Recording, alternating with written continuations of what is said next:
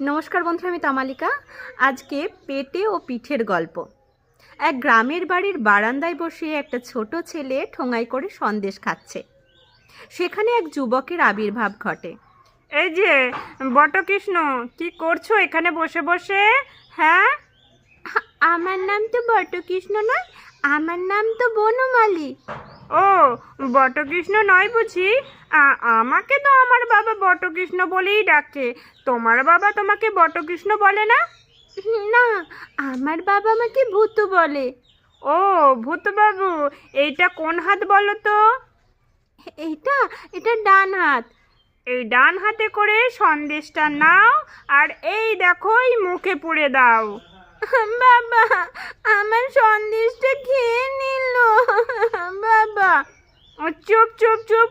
এই বলে সেই যুবক বাচ্চার পিঠে একটা গুপ করে কিল বসিয়ে দিল আর বলল, এটা কি হলো বলো তো? পেটে খেলে পিঠে সয়, বুঝলে? বলো।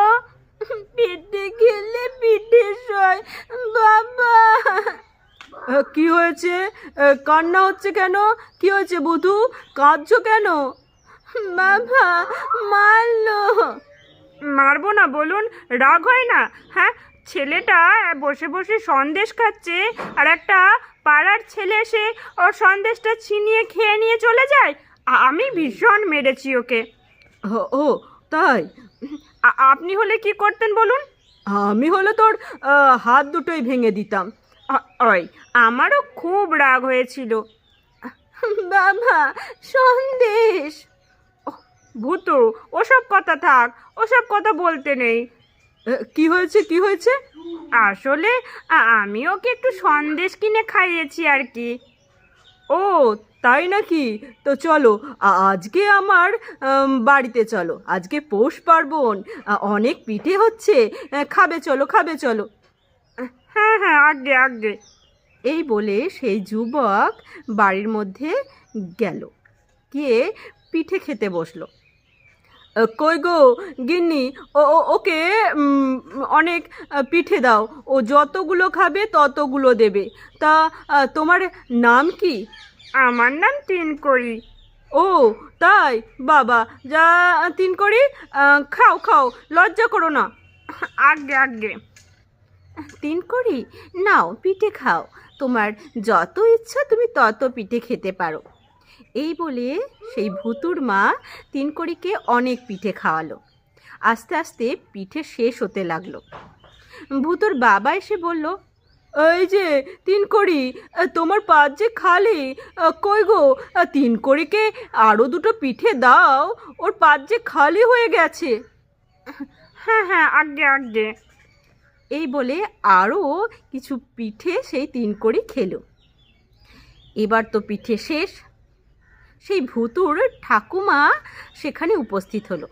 এসে ভুতুর মাকে বলল, বৌমা, বলছি কি যে পিঠে তো সব শেষ হয়ে গেছে, এবার কি হবে? কি হবে মা? এই ডেকে নিমন্ত্রণ করা হলো, তাকে যদি না খাইয়ে। দাঁড়াও দাঁড়াও, আমি ব্যবস্থা করছি। এই বলে ভুতুর ঠাকুমা সেই তিনকড়ির পিঠে একটা কিল বসিয়ে দিল আর বলল, এই যে তিনকড়ি, আর কি পিঠে নেবে বাবা? না না না, আর নেব না, আমার পেট ভরে গেছে। তা ভালো ভালো।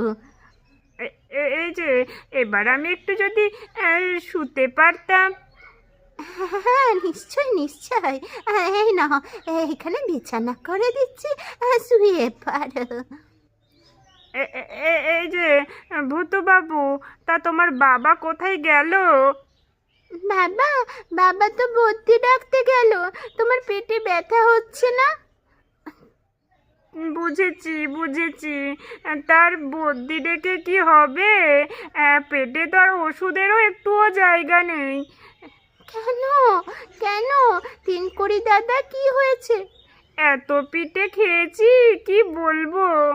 আর একটা কথা তোমাকে বুঝিয়ে দিচ্ছি। এর আগে কি বলেছিলাম? পিঠে খেলে পিঠে সয়। আর একটা বলছি, পেটে খেলে পিঠে সয় তো ঠিকই, কিন্তু পিঠে খেলে পেটে সয় না।